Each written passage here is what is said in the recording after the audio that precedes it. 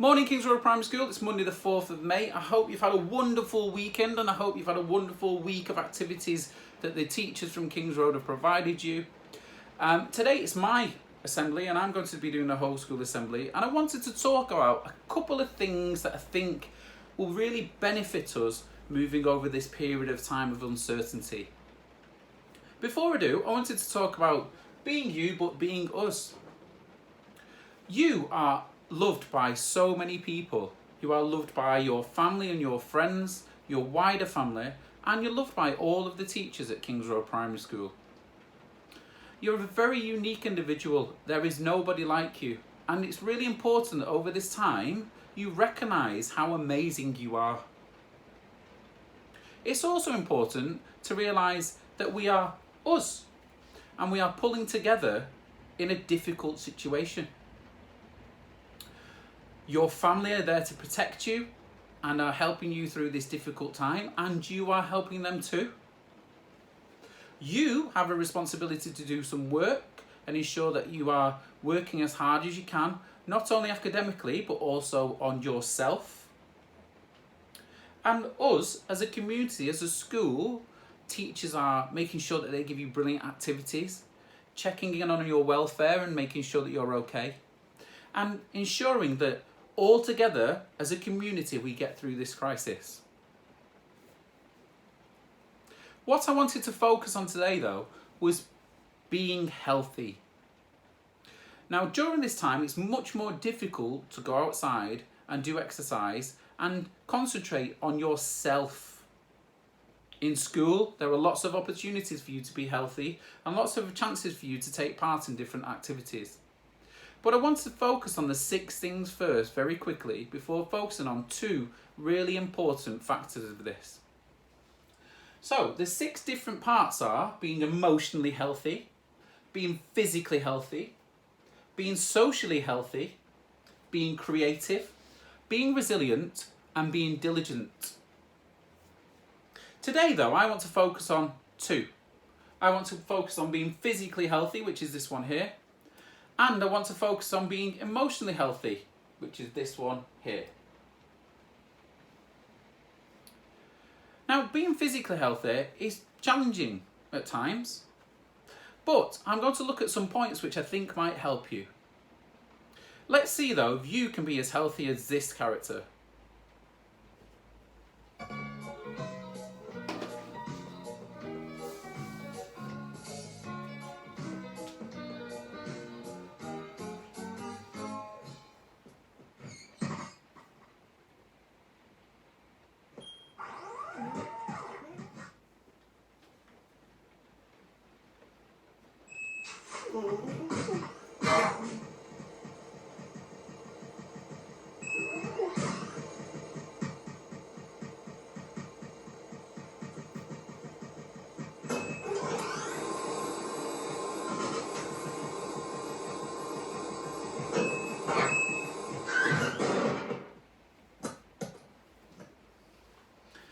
Now, you definitely don't need a running machine in your house to be physically healthy.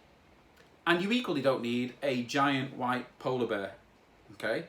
But it's important to maybe look at things you can do at home. Because being physically healthy has lots and lots of benefits that will help you, not just now, but for the rest of your lives. The first being, actually, it keeps you active, which means you are fitter, you stay fitter. It also means that you don't, at this time where food is easily accessible all day, every day, put lots of weight on. It helps you sleep better. It helps you to be able to be more focused on what you need to do for the week. And mainly, it helps you all together, as part of the 6 different things, be a much more healthy individual. I'm going to look at 4 different things that I think would help you during this time to stay more physically healthy. The first one is the green one at the top. And it says, exercise as much as possible. Now the minimum that we would like you to do is 1 hour per day. Now 1 hour per day is not really that much. and should be pretty easy to do. But to be able to do that, it means that we have to be a bit more creative on how we might do it, because we're not allowed outside. So, every week, your teachers have sent you links to 3 different things that you can do during the week. So you can do Joe Wicks, you can do Go Noodle, or you can do Cosmic Yoga. Yoga, not Yoda, even though it is May the 4th. Yoga, okay? All of these things will get you at least 30 minutes exercise a day, which means you only need to find another 30 minutes. However, they're not the only 3 things you can do. There are lots of things you can do, lots of things that are different. So for instance, if you're not a fan of Joe Wicks, you can do dance. There are lots of things on the internet which allow you to dance. You can also, if you're not a fan of dancing, you can just do an activity you like doing. So it might be hopping on the spot. It might be doing jumping jacks. Anything that you think you would raise your heart rate and make you more active is going to be a benefit. So if you've got stairs and simply walking up and down the stairs 25 times is going to help, do that. If that's what you enjoy doing, do that. The second one, which is linked to that, is having fun. Now, I don't know about you, but there's certain exercises I do not like doing, okay? I don't particularly like running because it hurts my legs when I run. Therefore, I try to avoid doing it. So don't feel forced to do exercises you don't want to do. Find an alternative to it. So I don't like running, and my alternative to running is to cycle. So I don't run, I cycle. Okay? Also, having fun is about challenging yourself and challenging people around you to join in with you. It's been great to see lots of your photos of you doing Joe Wicks, but what's been as good is seeing that your families are doing Joe Wicks with you. So challenge your families like you to be fitter. Challenge your families to do the same amount of exercise you do. If that's too much, challenge them to do something minor. How many times can they hop on one leg? How many times can you hop on one leg? Try and set yourself a personal target of your own. If you can't challenge other people, set yourself a personal target. I can bounce a ball 25 times this time. Next time I have another go, I'm going to try and bounce it 30 times. So I'm going to try and beat my personal best. You've all got lots of friends, because as a community, we have lots of friends. Challenge your friends. Can they do 10 press-ups? Can you do 12? And see if you can beat each other. By making it competitive and making it fun, you're much more likely to do the exercise. And the thing is, you probably won't even know you're doing it then, because actually, you're just taking part in a fun activity. The third one I want to look at, which is a bit more challenging, is going outside with your family. Now, currently we're in lockdown, which means we should only be going for essential travel or for exercise. Now, fortunately, the exercise element means we can spend that time with our family. Now, I don't want you to go outside without your family. I want you to go outside with people who are going to keep you safe and look after you. But that could be going for a walk, it could be going for a bike ride, it could be going for a run, or it could be just being in the back garden doing lots of different fun activities. Now, the reason I'm saying going outside with your family is because it's important for you to exercise. But actually, it's also important in this time when we're spending lots and lots of time with each other that can sometimes lead to us arguing or maybe falling out for a short period of time, to spend social time where we know that we're loved with each other. Going outside and having fun with your family allows you to do that.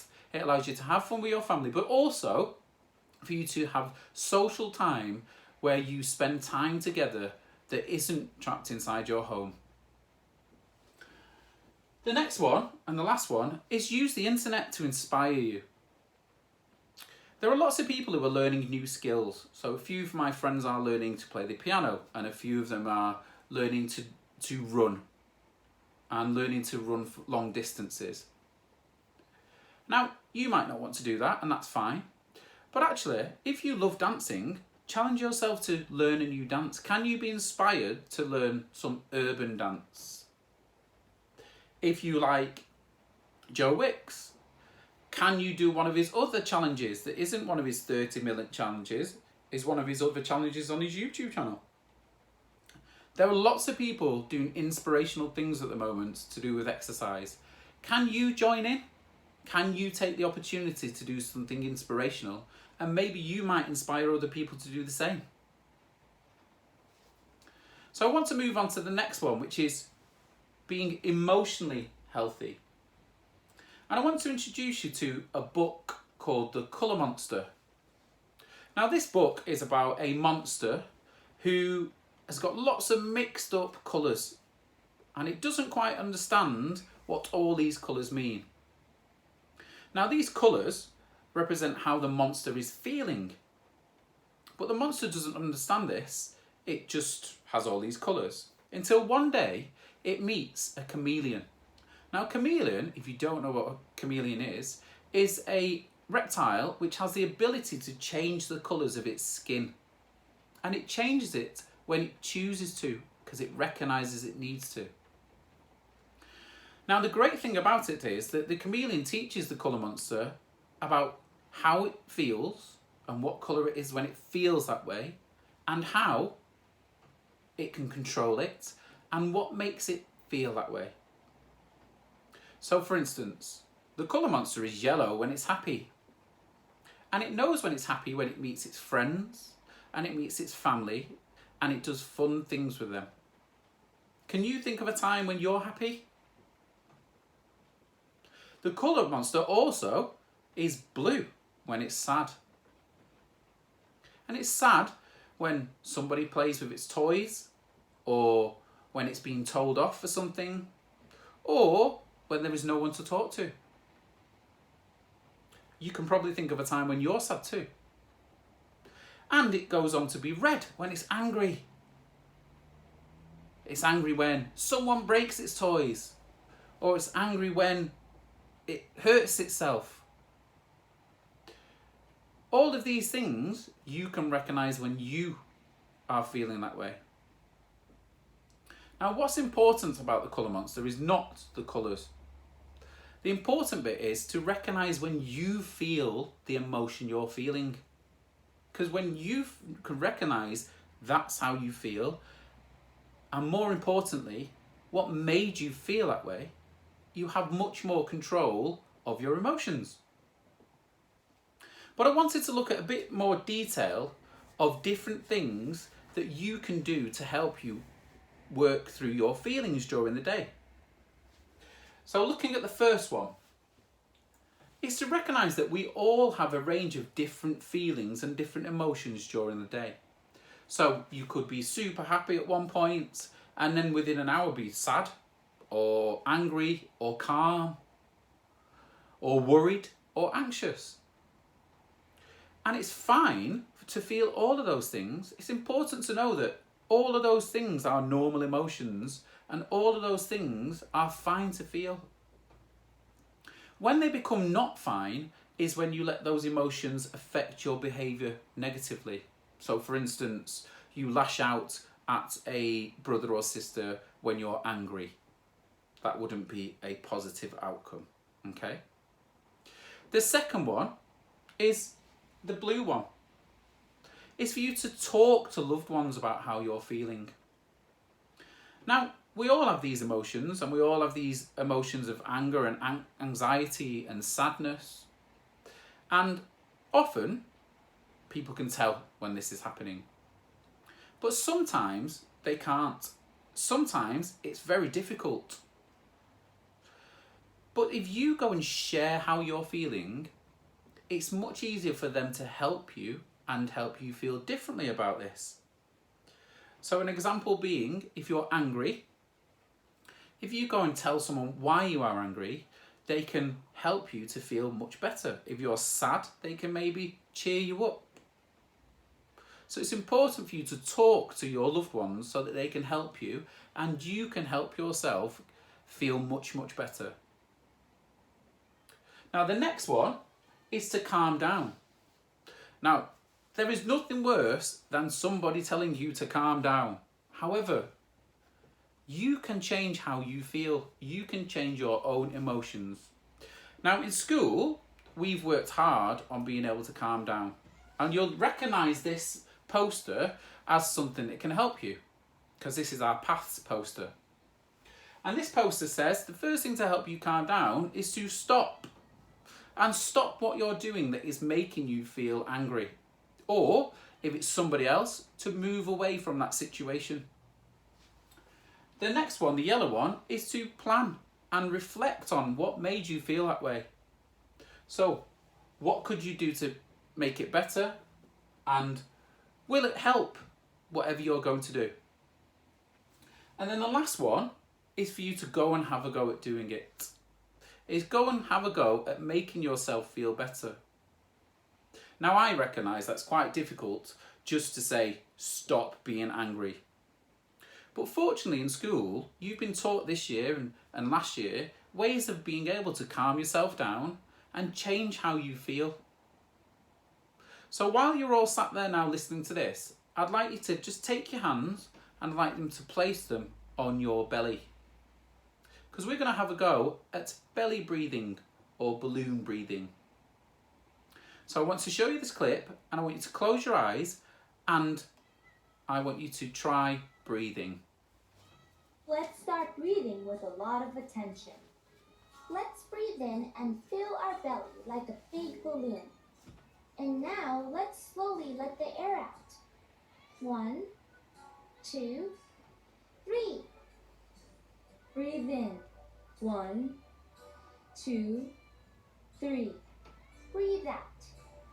1, 2, 3. Breathe in. 1, 2, 3. Breathe out. 1, 2, 3. Breathe in. 1, 2, 3. Breathe out. 1, 2, 3. Breathe in. 1, 2, 3. Breathe out. 1, 2, 3. Okay, so you now have a skill where you can take yourself away from a situation, close your eyes and breathe. I want you to try doing this as much as possible when you feel like you're going to be angry or you're anxious about something, and see if it makes a difference. I just want to return back to this one and just talk about the last one. And the last one is this one here, which says, take 5 minutes every day to relax. Now, we live in a world at the moment where you may hear things and see things that are quite difficult for you to understand. You may see that your parents are anxious, or you may feel anxious yourself. Along with this, you've got lots and lots of things that you have to do weekly, and lots of things at home that you have to do daily to help your parents and help everybody around you. Now, all of these things are going on in our brain at one time, and lots of things that we're juggling and having to think about every day are difficult to shut off from. That's why taking 5 minutes every single day to relax and give you a chance for your brain to calm itself down will help you. Now, there are lots of ways you can do this. You can do belly breathing like we've done before. You can listen to some lovely music, which is going to relax you. Or you can listen to some YouTube clips or watch some YouTube clips on meditation and how to relax your brain. After this video, I'm going to put some links in the bio so that you can link to some other YouTube videos which will help you during the day. Now, over the coming weeks, hopefully you'll get a chance to look at all the different parts of the Be Healthy. But I hope today's been really beneficial for you to be able to focus on your emotional health and your physical health.